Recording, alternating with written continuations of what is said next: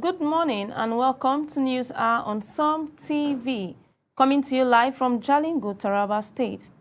Follow the pulse of the nation on Facebook at SOM TV and watch the live news on YouTube at SOM TV Live. Now the major headlines. Court affirms President's power to declare state of emergency, suspends elected officials. Donald Trump threatened brutal retaliation against ISIS following slaughters of U.S. soldiers. I am Esther Oka-Steven with the news in full. The Supreme Court of Nigeria has affirmed that the President has the constitutional authority to declare a state of emergency in any state to prevent and breakdown of law and order or slide into chaos. In a majority decision 6-1, the court also held that the President may suspend elected officials in a state during such an emergency, but only for a limited duration. The judgment came from a suit filed by Attorney General of Federation States governed by the People's Democratic Party (PDP). They had challenged the legality of the declaration of a state of emergency in Rivers State by President Bola Tinubu, during which the state governor, deputy governors, and legislators were suspended for 6 months. The plaintiffs argued that the president did not have the power to suspend democratically elected officials and that the procedures used violated the 1999 Constitution. The court struck out of suit for lack of justification, but still proceeded to address and dismiss the substantive constitutional issues, affirming the president's emergency power. One justice dissented, saying the president cannot suspend elected state officials even during an emergency. President Bola Tinubu convened a closed-door meeting with Nigerian service chief and head of key security agencies at the Presidential Villa Abuja. The meeting took place shortly after Tinubu nominated retired General Christopher Musa as the new Minister of Defense following the resignation of the previous minister. The gathering involved military and intelligence leadership and was focused on security strategies, coordination, and enhance the efficiency of Nigeria's security architecture. The meeting comes amid continued concern about Nigeria's security challenges, with the president seeking greater results in the fight against terrorism, banditry, and other threats. The faction of the Accord Party has criticized the Independent National Electoral Commission, INEC, for rejecting its governorship primaries in Osun State that produced Bamibola Clement as a candidate for the 2026 election. The faction, aligned with former presidential candidate Professor Chris Imumulen, claims it followed the law by notifying INEC about its primaries and submitting that necessary document. It argues that INEC's disowning of the exercise term form internal administrative lapses within the commission, not any fault by the party. INEC, however, said it was unaware of the parallel primaries and only recognized the party's main governorship primaries that produced Governor Ademola Adeleke as Accord candidate. The faction also accused INEC of failing to comply with the ongoing court order on the party's internal leadership dispute, which it says affects which faction is legitimately in charge. Meanwhile, the official leadership of the Accord Party has reaffirmed Adeleke as its valid candidate, dismissing the faction primaries as illegitimate and claiming the individuals involved are not recognized party members. Former Kaduna State Governor Nasir El-Rufai denied various social media reports claiming he specified which region should produce Nigerian president in 2027. He labeled the claim as fake news, stating he never made such remark in speeches, interviews, or in his verified platform. The report falsely suggested El-Rufai supported a northern presidency or backed Labour Party Peter Obi over Atiku Abubakar. He clarified that sharing options article does not mean endorsement of new views. El-Rufai urged media and the public to verify information before sharing, criticizing editors for amplifying unverified stories. He emphasized responsibilities amid rising fake news and irresponsible politics talk. Former Governor Ahmed Mai-Karfi of Kaduna State asserts that the People Democratic Party (PDP) will emerge stronger from its ongoing internal challenges. Mai-Karfi also optimistic about the party's future resilience despite current issues. He made this remark in a recent statement covered by Vanguard Nigerian on 15 December 2025. The PDP faces leadership disputes and factionalism, including conflicts involving figures like Wike and Turaki, with calls for a caretaker committee similar to Mai-Karfi's 2017 rules. Stakeholders anticipate court ruling, particularly from the Supreme Court, to resolve this tension ahead of 2027 election. Similar sentiments to recovery have been echoed by the PDP leaders. PDP Zone 3 in Kaduna State held a stakeholders meeting to reaffirm the strength of its grassroots structures ahead of the 2027 election. Leaders emphasized unity, robust mobilization at the ward and local government levels, and commitment to reclaiming political relevance in Kaduna State. The gathering showcased confidence in the party's organizational capacity despite national challenges. Participants outlined plans for voters' education, membership drive, and positioning PDP as a viable alternative to the ruling APC. This aligned with broader PDP efforts in Kaduna to leverage grassroots support for electoral gain in 2027. Bola Oyebenji emerged as the All Progressive Congress APC candidate for the 2026 Osun State governorship election through a consensus affirmation process.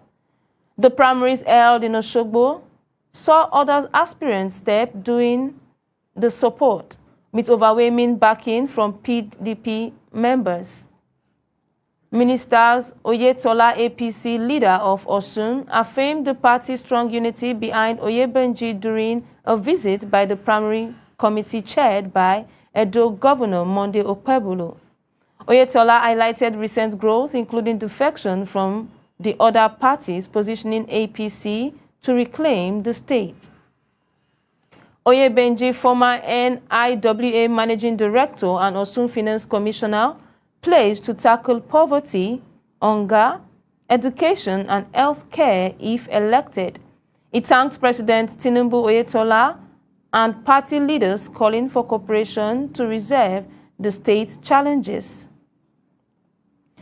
Ondo State Governor Lucky Aiyedatiwa explained the reason behind several PDP governors' defection to the APC in 2025.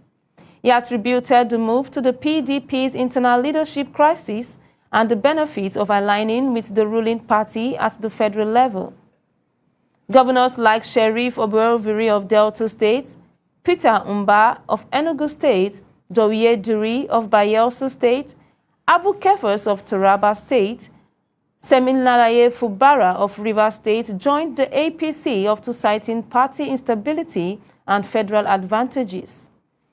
They moved with state PDP structures, lawmakers, and executive to strengthen APC dominance. Aiyedatiwa noted PDP sinking boat status amid poor governance delivery and admiration for President Tinubu's leadership. Defection amid at securing more federal resources supports Tinubu 2027 bid and regional political realignment. The Ogun State Police Command has launched heightened security operation to protect lives and property before, during, and after the 2025 Christmas and New Year festivities. The police announced a strict enforcement of the ban on the sales and use of fireworks, knockouts, and bangers, warning that the loud explosions from those items can cause panic, fear, and confusion among residents. Area commander, divisional officer, and tactical units have been directed to intensify patrol and increase police visibility across residential areas, markets, motor parks, parlors, places of worship, hospitals, and major highways. Parents and guardians were advised to caution children against use prohibited fireworks, and anyone found causing public disturbance, injury, or property damage will be arrested and prosecuted. Residents were also given emergency contact numbers to report incidents, and the police urged people to celebrate responsibly and cooperate with security agencies. The Inspector General of Police, IG Kayode Igbatokun, has approved the posting of Assistant Superintendent of Police, Mohammed Adeola, as the new Public Relations Officer, PRO, of the Airport Police Command in Lagos State. ASP Mohammed Adeola is a native of Ibadan, Oyo State. He trained at the Nigerian Police Academy, graduating in 2023 with a BSc in biochemistry, and was recognized as the best cadet officer in character. After commissioning, he served in Osun State, as later worked at the Force Headquarters Public Relations Department in Abuja. His experience includes operational policing and media engagement, which is expected to bring to his new role at the Airport Police Command. Rival court gang clash in the Ngo and Unyagala communities in Adoni local government areas of Rivers State in a violent confrontation. The violence reportedly linked to a supremacy and territorial disputes between the movements for the Niger Delta MEND and the Iceland Court began on Sunday and continued into Monday morning. 2 people were shot dead and another person critically injured during the clash. The Rivers State Police Command confirmed the incident, and authorities said security has been increased in the affected areas while investigation continues. An elderly Islamic cleric identified as Ladan Zubairu was killed inside Yusuf Garko Mosque in the Maraba Quarters area of Kano State on Monday morning. The cleric had just finished the first call to prayer and was seated when a man entered the mosque with a weapon and cut his throat. Angry residents pursued the attacker, lynched him, and set his home on fire before police restored calm in the area. The cleric's son said the suspect was found with his father's severed throat wrapped in a bag. Police confirmed the incident, recovered both bodies, and took them to the Mohammed Abdullahi Wasa Teaching Hospital for tests. The State Commissioner of Police had ordered a thorough investigation, and authorities appealed for calm while seeking information to assist the probe. Former Sokoto State Governor Bafarawa strongly criticized bandit leader Bello Turji following recent accusation of terrorism sponsorship. Bafarawa dismissed Turji's claims linking him to a former Zamfara governor to insecurity in northern Nigeria. Bello Turji alleged in a viral video that ex-governor of Sokoto and Zamfara fueled violence by arming vigilance groups like Yambanga, which targeted Fulani communities. He denied receiving payments during peace talk, but accused past leaders of lying and laying the backwork for ongoing banditry. Sources close that Bafarawa labeled Turji's sentiments as lies from a terrorist seeking victimhood. Bafarawa reportedly called for Turji's arrest amid his threat and rampage in Sokoto. No direct reaction from the governors was available at the time.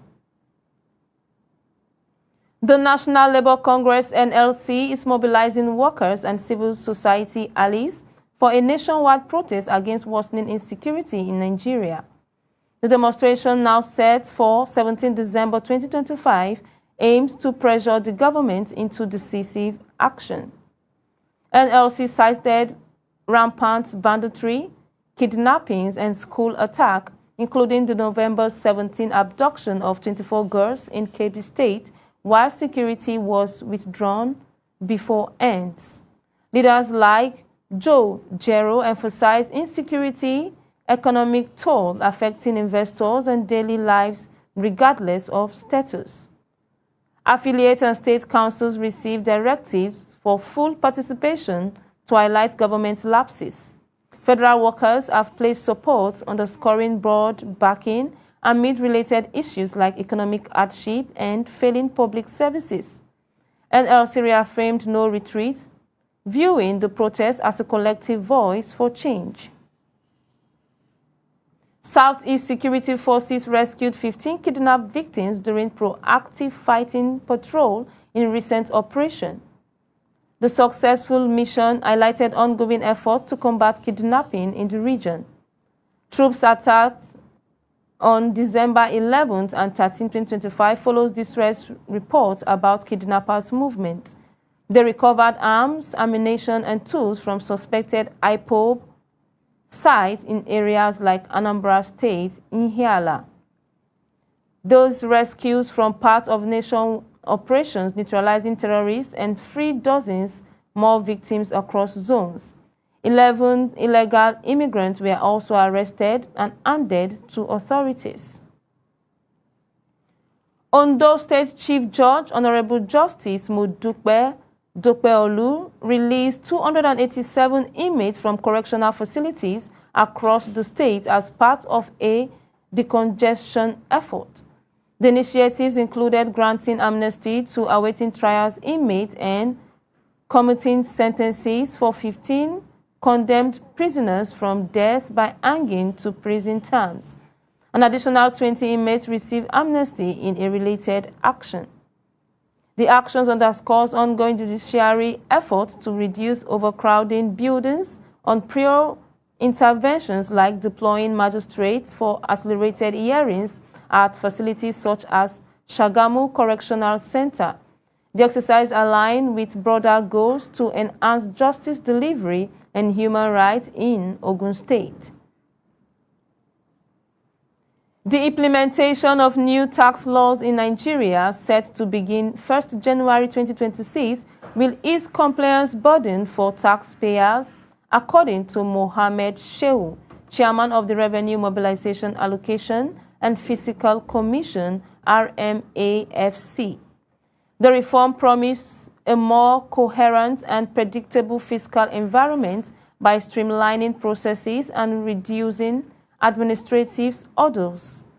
This aligned with broader tax changes amid at simplifying administrations, eliminating nuisance taxes, and rising exemption threshold for small businesses. Show's statement highlights expectations of improved efficiency aimed at ongoing economic reforms, including ease inflation and GDP growth. Similar initiatives focus on harmonizing tax and leveraging technology for faster compliance and refund. Borno State Police Command operatives averted a potential explosion in Maiduguri by recovering unexploded ordnances. On Monday, 15th December 2025, police safely recovered and neutralized the suspicious explosive, preventing a major security threat. The operation highlights proactive measures amid ongoing insurgence risk in the region. This follows a pattern of police intervention in Borno, where unexploded devices from past conflicts remain a hazard.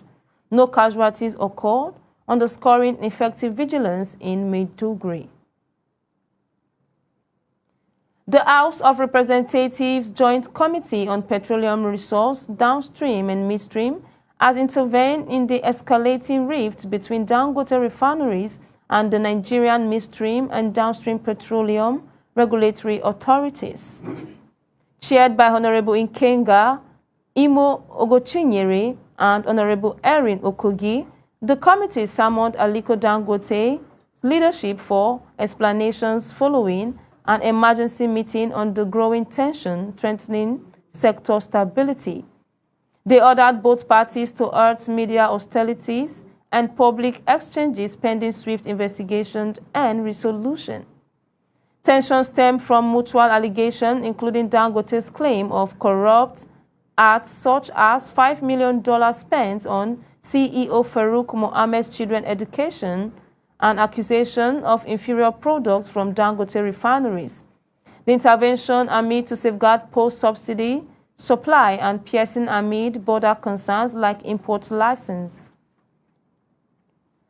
Social Economic Rights and Accountability Project SRAP has urged the Code of Conduct Bureau (CCB), Economic and Financial Crime Commission (EFCC), and the Independent Corrupt Practices Commission (ICPC) to investigate corruption allegations leveled by Aliko Dangote against the Nigerian midstream and downstream petroleum regulatory authorities. SRAP called for a prompt, thorough probes into claim of slice, including $5 billion spent on CEO Farouk Mohammed's children's education in Switzerland to uphold transparency and public trust. The group emphasized protecting Dangote's from potential retaliation amid the dispute.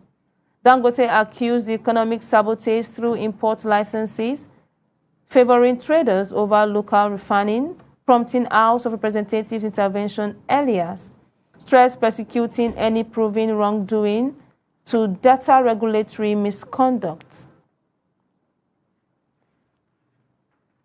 A suspected Islamic State ISIS attack in central Syria near Palmyra killed 2 U.S. service members and 1 American civilian interpreter and wounded several others during a mission involving U.S. and Syrian security forces. The gunman was reportedly a lone ISIS-linked attacker and was killed at the scene by partner forces. President Donald Trump condemned the ambush and vowed very serious retaliation against ISIS for the attack, warning that the United States would respond forcefully to future threats. Trump described the incident as an attack on both the U.S. and the Syrian partners, saying there would be consequences for those responsible. U.S. Defense Secretary Pete echoed the message, saying anyone targeting American forces will be hunted down. This was the first fatal attack on U.S. forces in Syria since the fall of former President Bashar al-Assad about a year ago, highlighting the ISIS remnant remains a threat despite losing territorial control. That's all for this edition on News Hour from Som TV. Do well to follow us on Facebook at Som TV and on YouTube at Som TV Live. I am Esther Oka Stevens. Stay blessed.